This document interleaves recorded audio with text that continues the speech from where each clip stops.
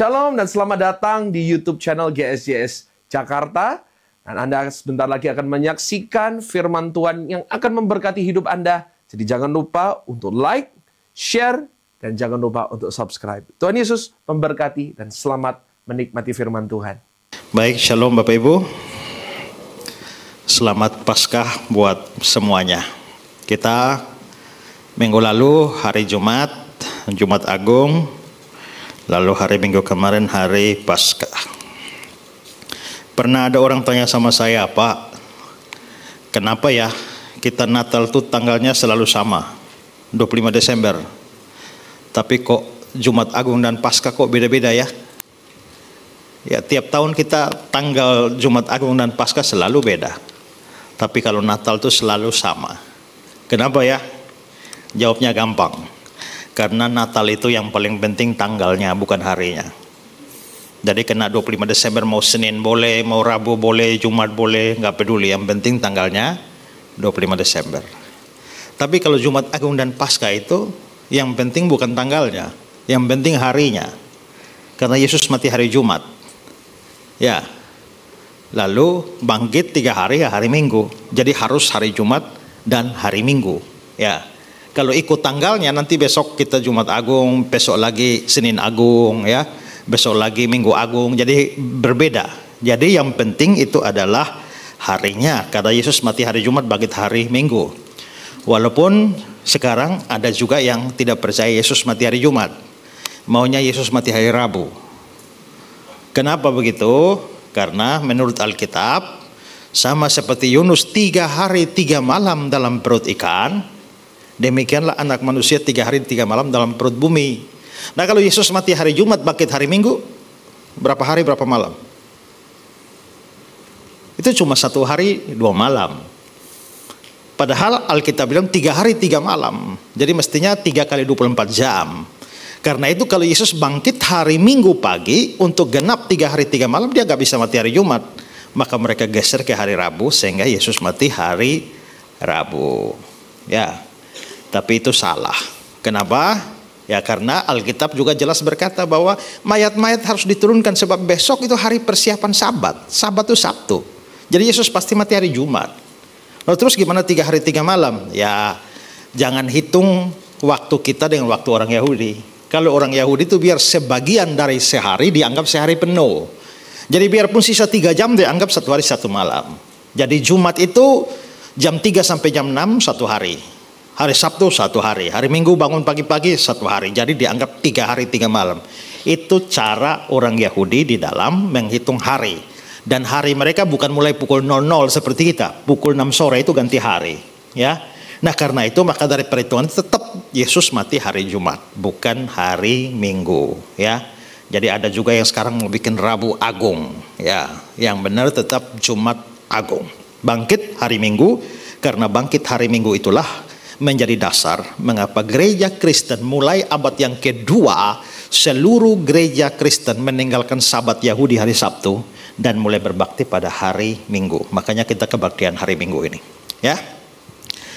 Nah, baik saudara-saudara, hari ini pada kesempatan ini saya akan bahas sebuah tema ketuhanan dan kebangkitan Kristus. Kita lihat Roma 10, 9 dan 10.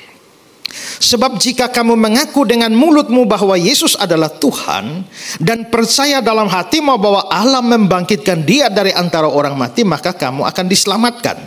Karena dengan hati orang percaya dan dibenarkan, dan dengan mulut orang mengaku dan diselamatkan.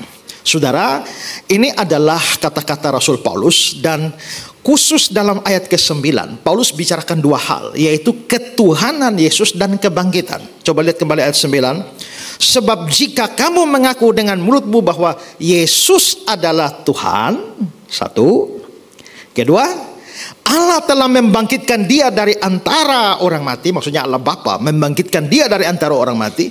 Jadi ada 2 hal penting yang dibicarakan Paulus, yaitu Yesus itu Tuhan dan dia bangkit dari antara orang mati. Itulah sebabnya saya berikan tema ketuhanan dan kebangkitan Yesus. Dan bukan hanya pada ayat ini. Di dalam Alkitab ada cukup banyak ayat yang menghubungkan ketuhanan Yesus dengan kebangkitan. Saya beri contoh satu saja.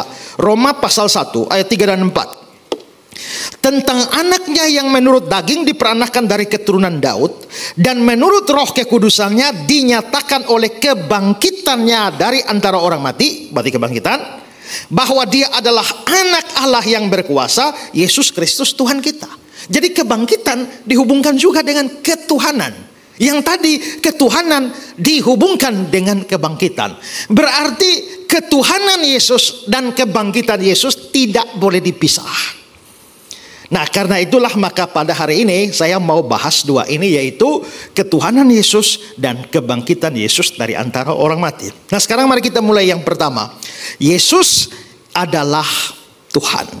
Nah, saudara, saya sebelum jelaskan ini, saya mau saudara mengerti apa sih bedanya Tuhan, Allah, Yahweh. Itu bedanya di mana? Nah, Allah itu bicara hakikatnya. Tuhan itu bicara jabatannya. Yahweh itu adalah personal name. Saya, nama diri saya tuh Esra. Dia itu Yahweh. Saya manusia. Dia Allah. Saya seorang pendeta atau pastor. Dia Tuhan. Saudara paham ya? Jadi hakikat itu, Allah itu hakikat. Seperti dia Allah, saya manusia. Dia Tuhan, saya hambanya. Dia Yahweh, saya Esra. Nah, itu perbedaannya. Ya, jadi antara hakikat dan jabatan. Karena itu secara hakiki Yesus itu Allah. Tapi jabatannya dia adalah Tuhan. Nah, saudara-saudara, ini mau saya jelaskan tentang ketuhanan Yesus penting karena seringkali kita beraktivitas dalam media sosial, ya, berhubungan dengan orang-orang tidak percaya, dan selalu iman Kristen kita diserang. Di mana di Alkitab Yesus mengatakan bahwa akulah Tuhan, sembahlah aku. Nah, kita seringkali mendengarkan pertanyaan-pertanyaan semacam itu. Padahal di Alkitab ada begitu banyak ayat yang menyatakan bahwa Yesus itu Tuhan. Nah, tapi saudara, saya jelaskan dulu. Ada satu kata Yunani, namanya kata itu adalah kurios.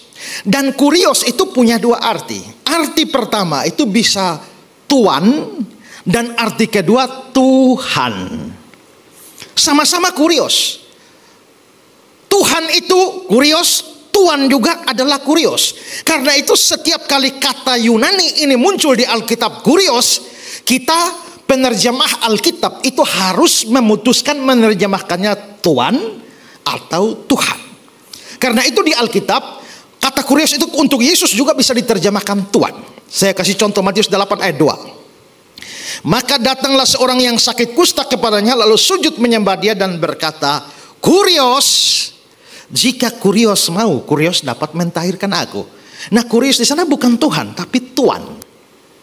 Ya. Contoh lain, Matius 8 ayat 5 dan 6. Ketika Yesus masuk ke Kapernaum, datanglah seorang perwira mendapatkan dia dan memohon kepadanya, kurios, Tuan, hambaku terbaring di rumah karena sakit lumpuh, dia sangat menderita. Di situ kata kurios bukan Tuhan, tapi Tuan. Nah, memang artinya bisa begitu, bisa dua, Tuhan atau Tuhan. Saudara kalau pergi ke dokter, lalu dokter kasih resep, ya, tulisnya apa? Tuan Agus. Nah, itu kalau Tuan Jimmy, ya. Nah, itu kalau di Yunani pasti kurios yang dipakai.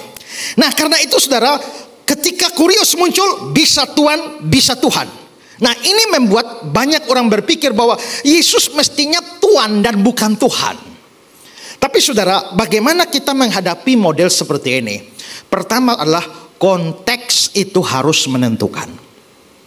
Waktu saudara baca Alkitab, penting untuk memahami konteks. Kalau konteks tidak diketahui, artinya bisa lain. Saya kasih contoh sederhana begini. Kalau saya mengatakan pada saudara, semua orang mati, apa yang saudara pikirkan? Yang mati siapa saja? Ya, semua orang. Di Papua mati, Banjarmasin mati, Afrika Selatan mati, Portugal mati. Karena semua orang mati.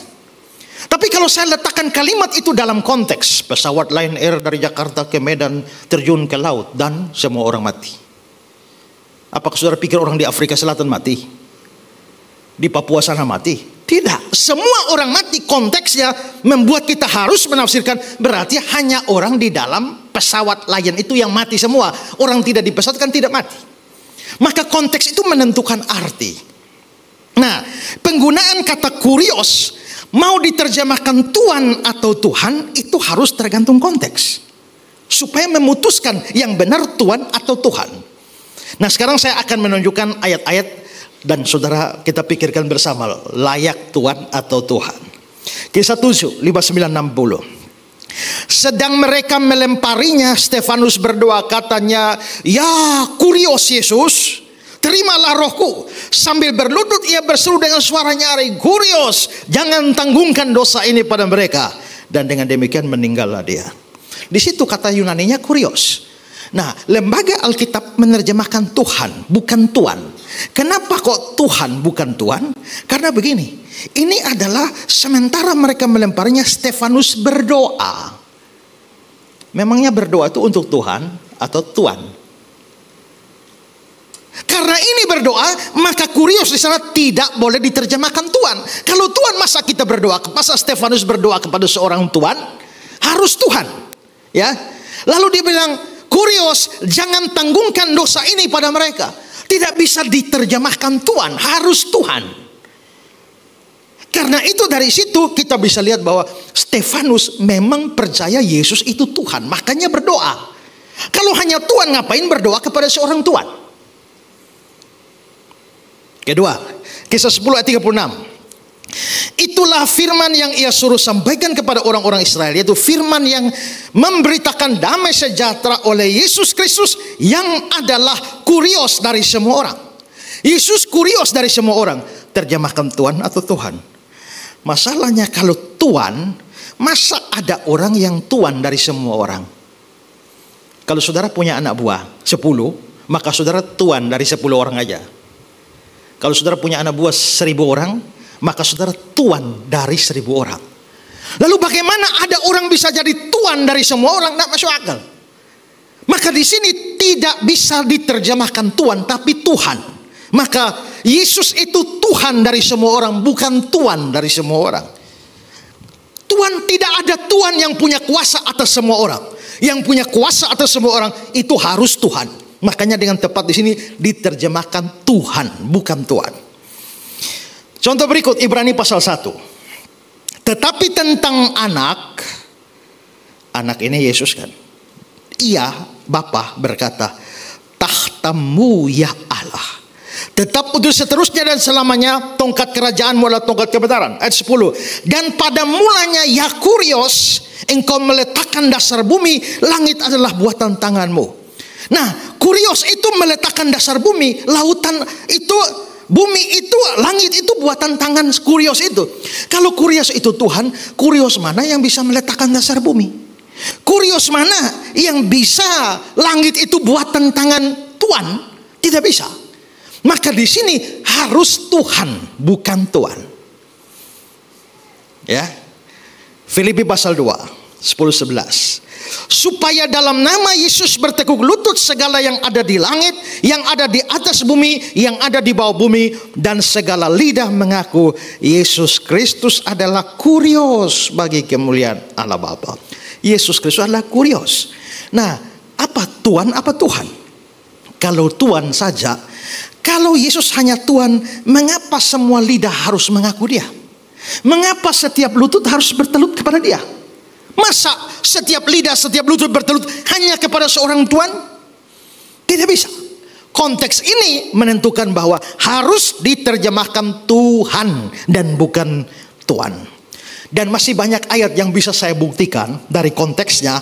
Tapi dari semua ini, itu sudah harus meyakinkan kita bahwa memang benar kurios bisa berarti Tuhan, bisa berarti Tuhan. Tapi konteks dari ayat-ayat itu mengharuskan Yesus itu Tuhan dan bukan sekedar Tuhan saja.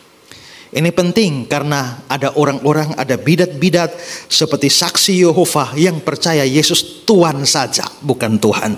Orang Unitarian yang percaya Yesus hanya Tuhan, hanya Gusti, hanya junjungan, tapi bukan Tuhan dalam pengertian setinggi-tingginya. Ya, saya berikan komentar dari W.E. Wine. Dia bilang, arti sepenuhnya dari persatuan Yesus dengan Allah di bawah suatu sebutan Tuhan ini terlihat pada waktu diingat bahwa orang-orang ini termasuk dalam satu-satunya bangsa monoteis di dalam dunia.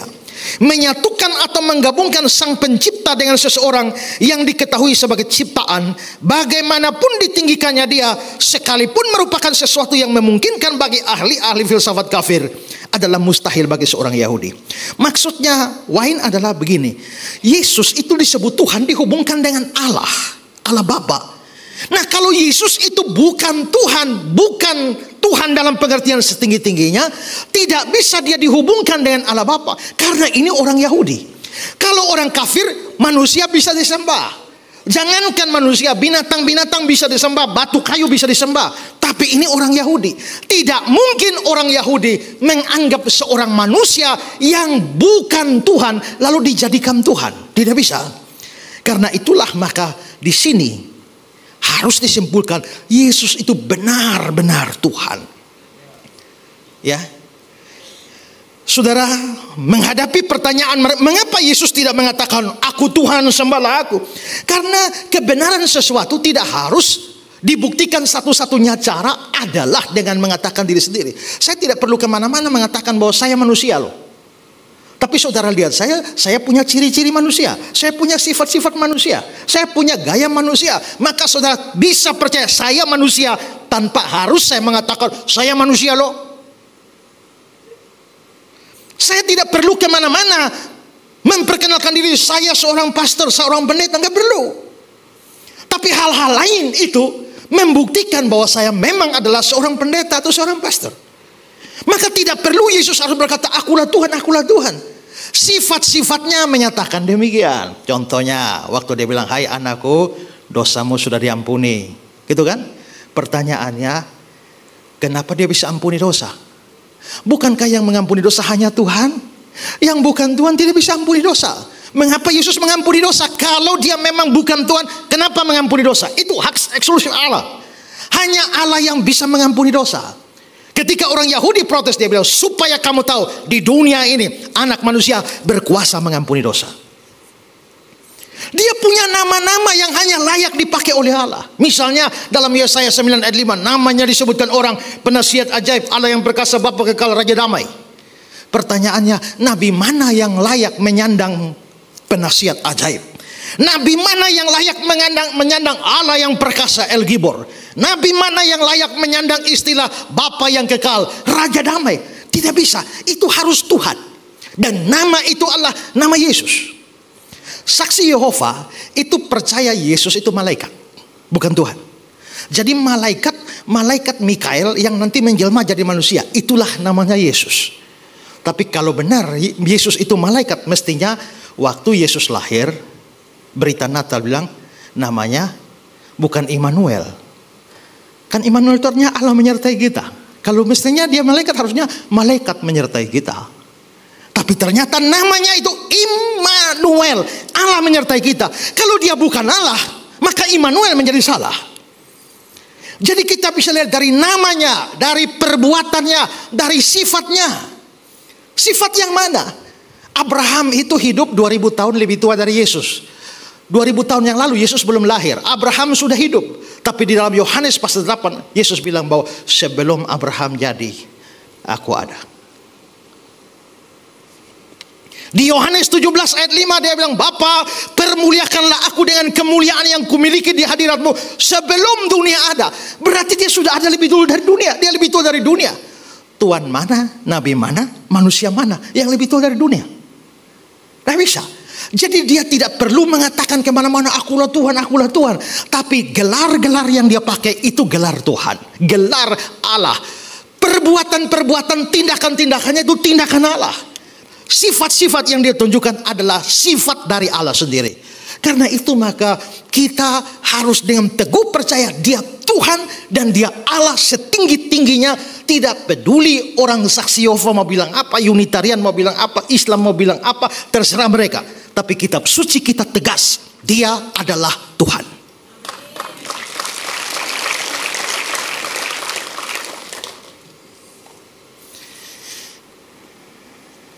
Tapi orang saksi Yehova akan keliling kemana-mana. Yesus itu sebenarnya Allah anak atau anak Allah sih? Lalu mereka bilang, oke, Yesus anak Allah. Di mana ada anak yang sama tua dengan bapaknya? Kan namanya anak harus lebih muda, bapak lebih tua. Karena itu sebenarnya Yesus itu junior, bapak itu senior. Maka orang saksi Yehova percaya dua Allah. Ada Allah senior, ada Allah junior. Bapak itu Allah senior, lalu Yesus itu Allah junior. Lalu pandangan saksi Yehova itu diikuti oleh Pak Erastus. Ada major God dan minor God. Allah mayor dan Allah minor. Jadi ada Allah yang besar, ada Allah yang kecil. Nggak bisa. Masa yang namanya kecil itu nggak bisa. Allah tuh harus besar. Kalau kecil itu namanya bukan Allah. Karena itu saudara, maka saksi Yehova bilang Allah junior. Salah. Kalau begitu kan Yesus anak Allah. Ya, Yesus anak Allah bukan berarti dia bukan Allah. Makanya ditanya, oh, anak presiden atau bukan? Bukan. Anak bupati atau bukan? Anak wali kota atau bukan? Jadi anak Allah atau bukan? Mestinya bukan ya. Tapi sekarang saya tanya, anak ular atau bukan? Anak macan atau bukan? Anak manusia atau bukan? Anak Allah? Allah juga, ya kan? Jadi maksudnya Yesus anak Allah bukan berarti dia bukan Allah. Dia anak Allah artinya dia punya hakikat yang sama dengan Bapa. Kalau Bapa Allah, dia adalah Allah. Saudara itu manusia atau anak manusia? Manusia ya? Anak manusia atau bukan? Anak manusia juga kan? Kalau saudara bisa anak manusia sekaligus manusia, kenapa dia tidak bisa menjadi anak Allah sekaligus Allah? Karena itu percayalah sungguh-sungguh dia Tuhan, dia Allah dalam pengertian setinggi-tingginya. Ya. Biarkanlah yang lain ribut di TikTok tiap hari serang kita, tapi iman kita tetap Yesus Tuhan dan Allah. Amin. Oke. Sekarang yang kedua. Yang kedua saya mau bahas Yesus bangkit dari antara orang mati. Ayat 9. Bahwa Allah telah membangkitkan dia dari antara orang mati. Maksudnya Allah di sini Allah Bapa. Jadi Pak Yesus itu sebenarnya dibangkitkan atau bangkit sendiri sih? Ya, kalau menurut ayat ini dibangkitkan. Dan dia dibangkitkan oleh Allah Bapa. Nanti saudara baca sini dibangkitkan oleh Allah Bapa. Saudara baca di ayat lain dia dibangkitkan oleh Roh Kudus. Tapi kalau begitu dia bangkit sendiri. Yesus pernah bilang, rombak bait Allah ini dalam 3 hari aku akan bangun kembali. Rombak bait Allah itu bahasa kiasan, bunuh aku dalam 3 hari aku akan bangun kembali. Maksudnya aku akan bangkit. Dia bilang, tidak seorang pun bisa merebutnya dari tanganku, merebut nyawa. Aku berkuasa memberikannya, berikan nyawa. Aku berkuasa mengambilnya kembali.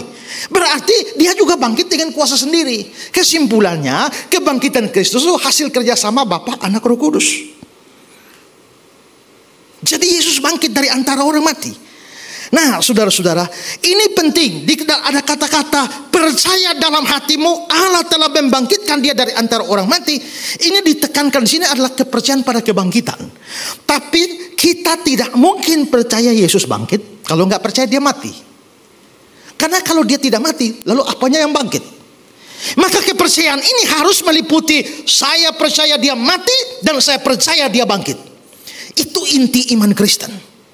Nah, karena itu saudara, tidak ada gunanya percaya Yesus mati tapi tidak percaya dia bangkit. Dan tidak bisa percaya dia bangkit kalau tidak percaya dia mati. Maka seorang Kristen harus percaya dua hal ini, Yesus mati dan bangkit. Ada orang yang tanya, Pak, Yesus Tuhan? Iya. Masa dia Tuhan kok dia tidak bisa menyelamatkan diri dari salib? Saya bilang bukan tidak bisa, tidak mau. Karena apa? Karena anak manusia datang untuk memberikan nyawanya menjadi tebusan bagi banyak orang. Memang tujuan dia datang untuk mati. Kalau dia harus menyelamatkan diri dari salib, lah untuk apa datang? Datang itu untuk mati.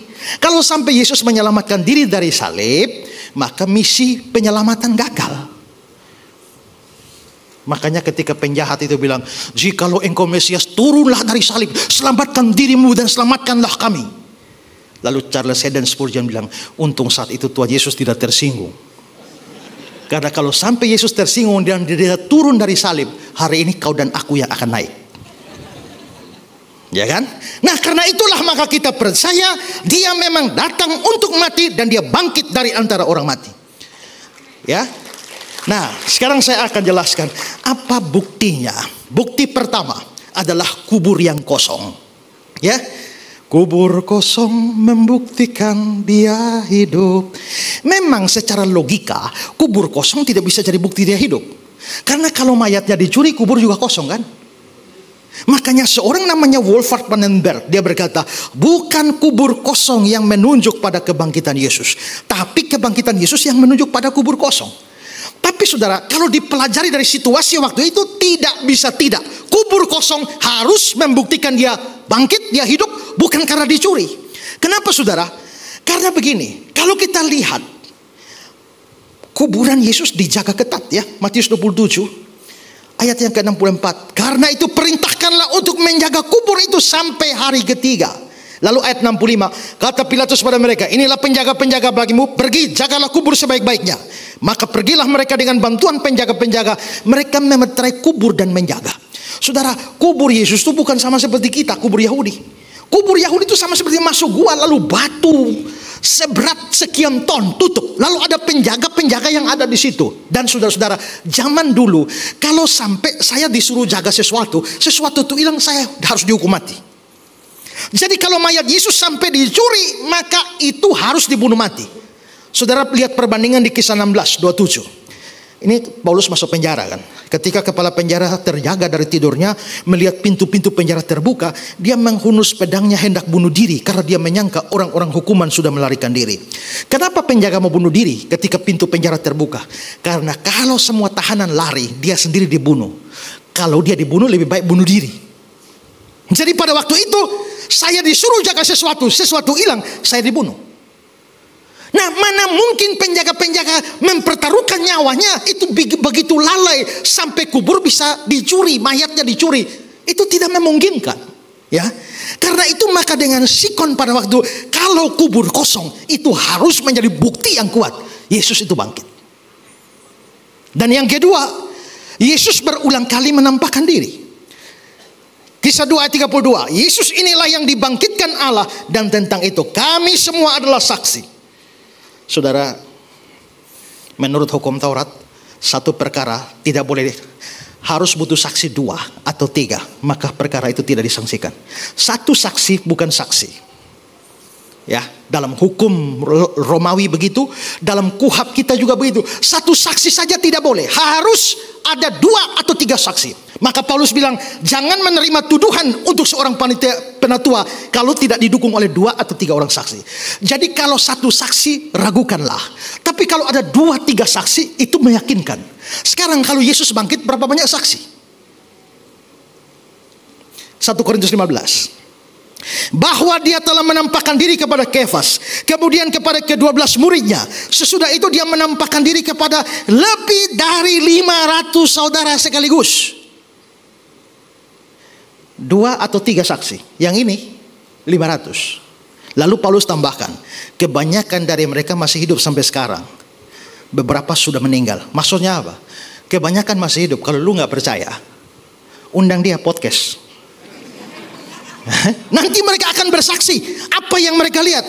Lebih dari 500. Selanjutnya dia menampakkan diri pada Yakobus, kemudian kepada semua rasul.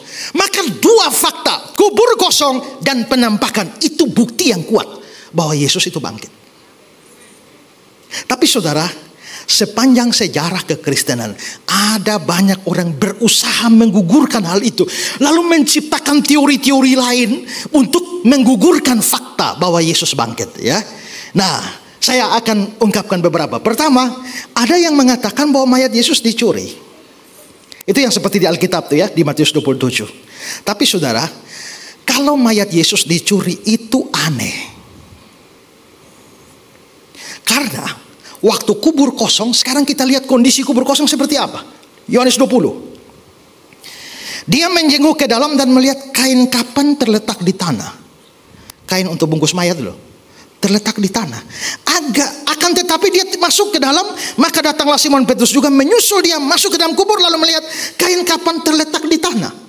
Sedang kain peluh yang tadinya ada di kepala Yesus tidak terletak dekat kain kapan itu, tapi agak di samping, di tempat yang lain, dan sudah tergulung rapi ya.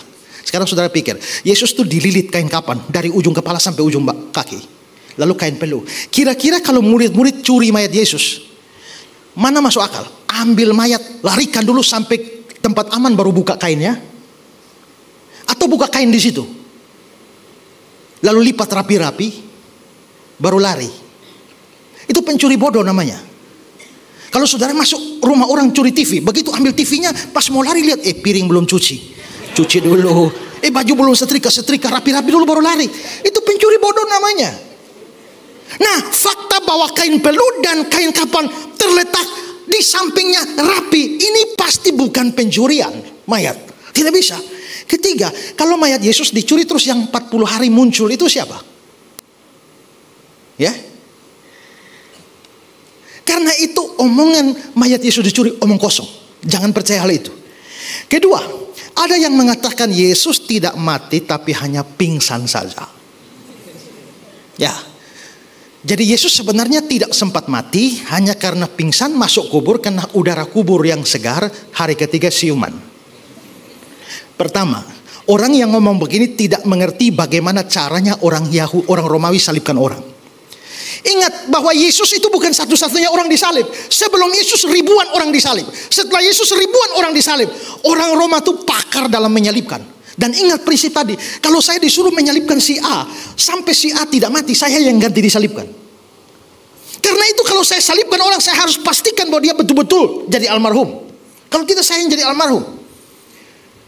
Saudara lihat, itu penjahat dua itu di samping itu kan gara-gara belum mati kan mereka bawa pukul kakinya langsung mati. Kenapa? Karena di atas salib posisi bernapas tuh ini tulang kering ini menentukan.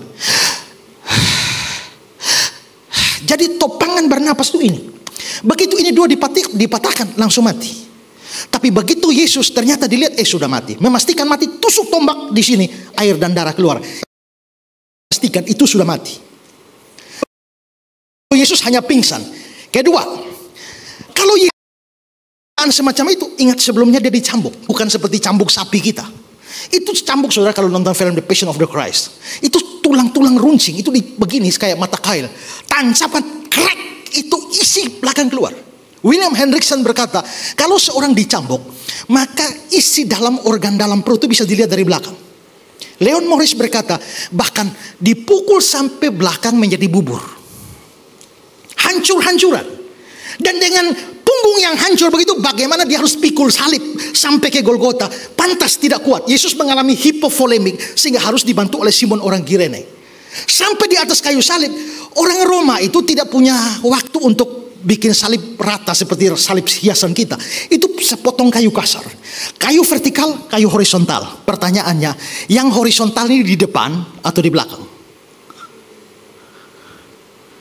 Para ahli bilang itu di belakang. Kalau ini di belakang berarti posisi Yesus di depan, tapi tangannya dipaku tuh harus ke belakang. Nah coba, saya butuh relawan untuk berdiri sini ke belakang selama saya khotbah.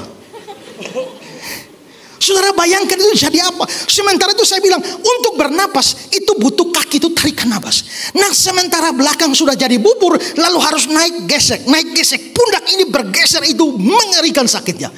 Tidak bisa tidak, harus mati. Dan sekarang seandainya saja dia pingsan. Kalau Yesus pingsan, kira-kira hari ketiga sudah bisa jalan-jalan? Gak bisa. Butuh 1 tahun mungkin baru bisa jalan. Harusnya dia sangat-sangat sekarat sepanjang waktu itu. Tapi anehnya 3 hari sudah keliling-keliling dan jalan-jalan. Itu bagaimana bisa kalau itu pingsan? Maka teori pingsan ini buang.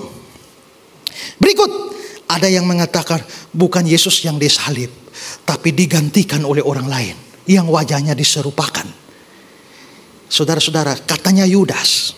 Saya hanya pikir begini saudara, kalau Yesus di atas kayu salib ya, ini Yesus nih. Makanya begitu disalibkan, lalu dia bilang, ya Bapa, ampunilah mereka karena mereka tidak tahu apa yang diperbuat. Kira-kira kalau Yudas omong begitu? Saya yakin kalau itu Yudas di atas dia bilang, bangsat biadab kalian ya, salah salib orang. Mana bisa kata-kata mulia keluar dari mulut Yudas? Selain itu, Yesus di atas kayu salib, dia lihat mamanya dan muridnya Yohanes, lalu dia bilang, ibu, inilah anakmu, anak inilah ibumu. Dia menyerahkan Maria dalam pemeliharaan Yohanes.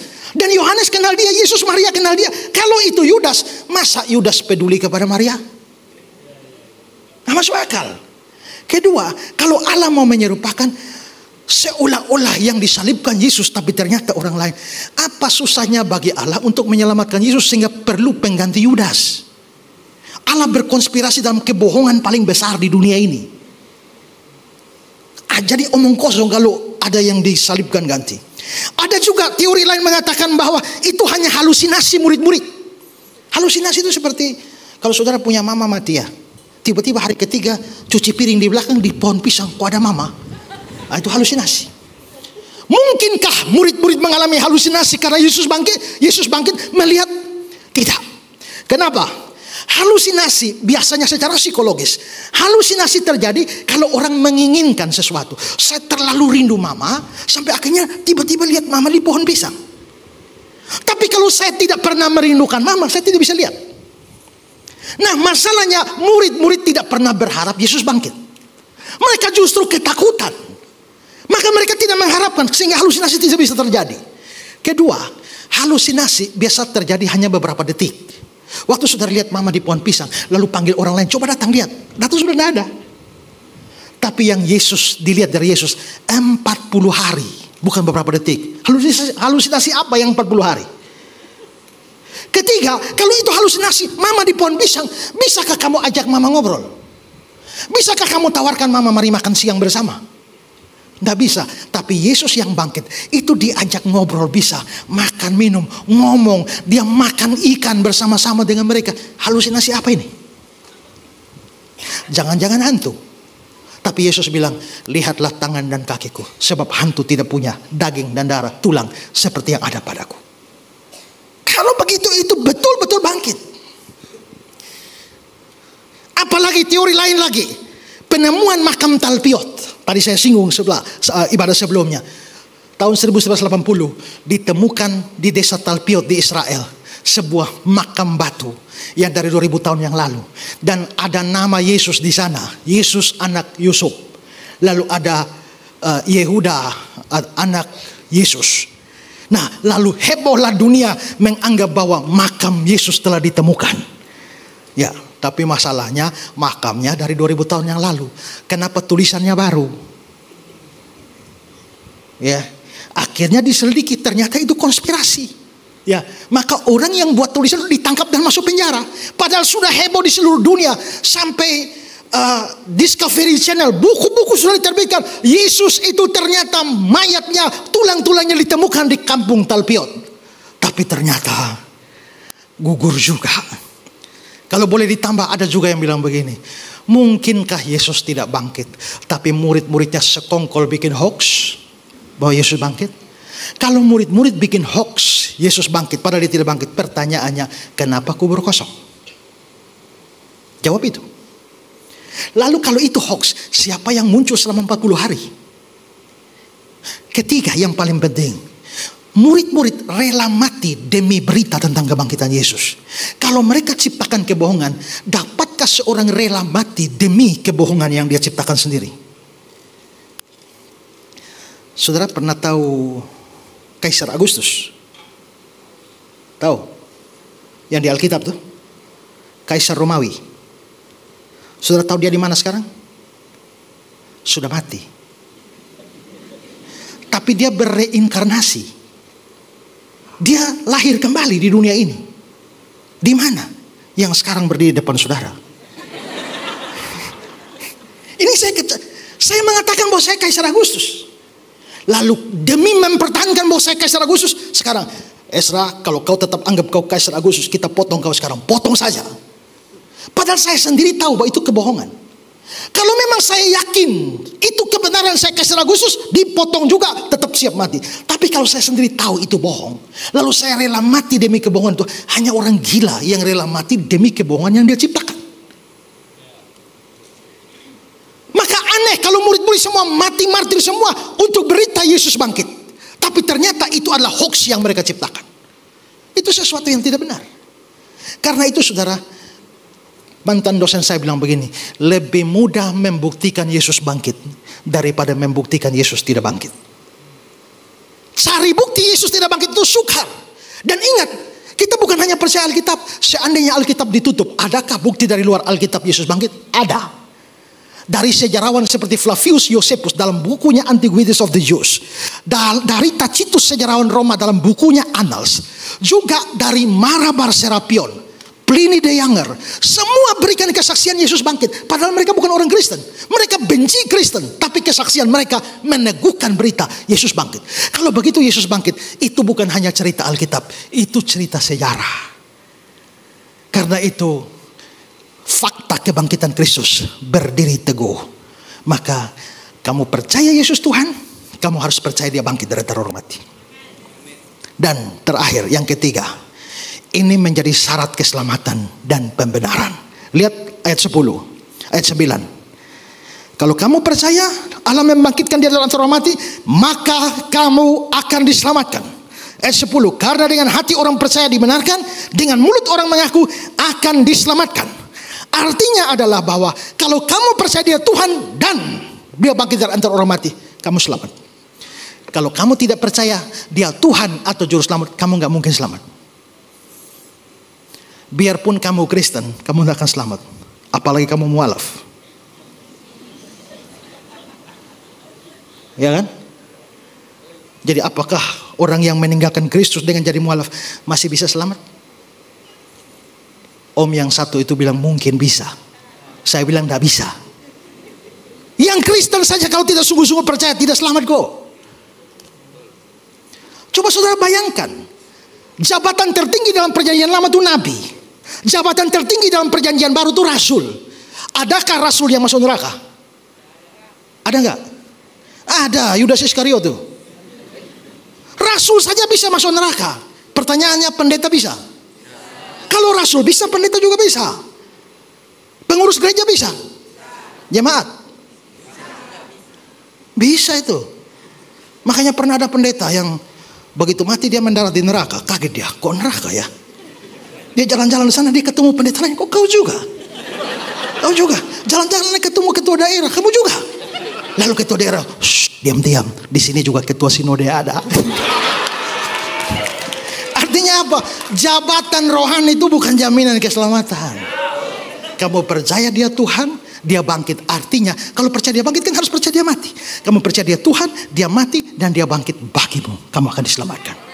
Karena itu ya, maka semua orang yang Kristen hanya KTP saja, tidak sungguh-sungguh percaya, gak bisa selamat. Apalagi yang non Kristen dan apalagi yang sudah Kristen dan keluar. Karena itu kalau sudah percaya tetap percaya. Ingat baik-baik nasihat saya. Jangan jadi mualaf. Nah, sekarang banyak orang tidak percaya. Tapi percayalah kata-kata saya. Suatu hari nanti mereka percaya. Ayatnya di mana? Filipi 2 ayat 9-11. Itulah sebabnya Allah sangat meninggikan dia, mengaruniakan kepadanya nama di atas segala nama, supaya dalam nama Yesus bertekuk lutut segala yang ada di langit, yang ada di atas bumi, yang ada di bawah bumi, dan semua lidah mengaku Yesus Kristus Tuhan bagi kemuliaan Allah Bapa. Satu hari nanti semua orang akan mengaku. Sayangnya sudah terlambat. Jadi sebelum terlambat, percayalah sungguh-sungguh sekarang. Percaya dia Tuhan, percaya dia mati bagiku, dan percaya dia bangkit bagiku. Kamu akan diselamatkan. Tuhan memberkati kita. Terima kasih bagi Anda yang sudah menyaksikan tayangan dari GSJS Jakarta. Dan kalau Anda berada di sekitar Jakarta, di Jabodetabek, saya undang Anda untuk bisa menghadiri ibadah-ibadah onsite kami di Mall of Indonesia di Kelapa Gading dan juga di Pluit Village Mall. And saya percaya Anda pasti diberkati. So see you and God bless you.